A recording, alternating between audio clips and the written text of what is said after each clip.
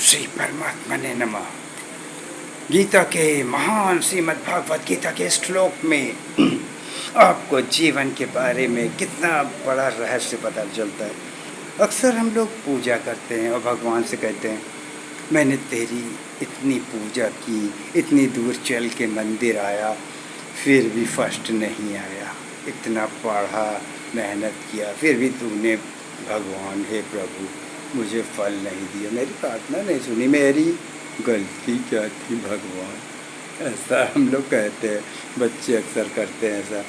तो क्यों हमें लगता है कि भगवान से हमने कह दिया, भगवान हमें फल दे देगा, नहीं दे रहा, अरे लड्डू चढ़ा देंगे, अरे भगवान को तुम्हारे लड्डू की ज़रूरत क्या है कि उसको लालच दे रहे हो, अरे श्रद्धा से तो उसे तुम कुछ भी ना चढ़ाओ तो भी वो खुश है, प्रेम से उसके आगे हाथ जोड़ लो तो भी खुश है, हाँ लड्डू भी चढ़ा दो और खुश है। लेकिन ये थोड़ा ना कि लड्डू चढ़ा रहे हैं तो हमको फर्स्ट आना ही चाहिए, पढ़े लिखे ठीक है, बहुत कम मेहनत कम की है, लड्डू ज़्यादा चढ़ा दिए तो लड्डू रिजल्ट में आ गया। तो ऐसा क्या है?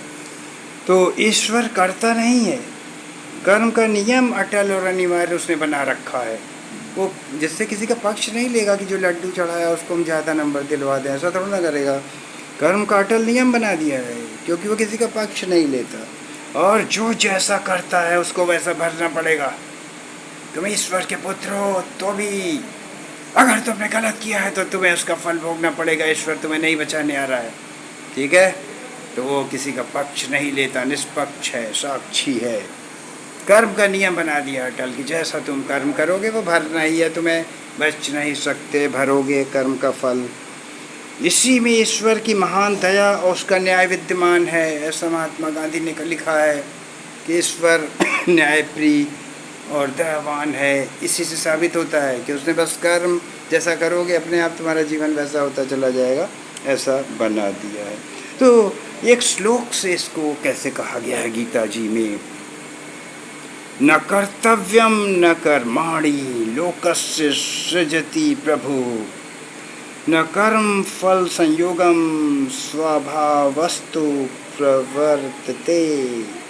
यानी कि जगत का प्रभु न कर्तापन को रच रहा है, न कर्म और फल का कोई मेल साध रहा है, प्रकृति ही सब कर रही है। मतलब कि तुम जैसा कर रहे हो तुम्हारा जीवन वैसा ही कर्म फल ऑटोमेटिकली आता जा रहा है। तुम बहुत मेहनत करोगे, लड्डू ना भी चढ़ाओ तुम टॉप करोगे, ठीक है? लेकिन हाँ, तुम्हारे कर्म ही तुम्हारे जीवन को निर्धारित कर रहे हैं। ओम श्री परमात्मा ने नमः।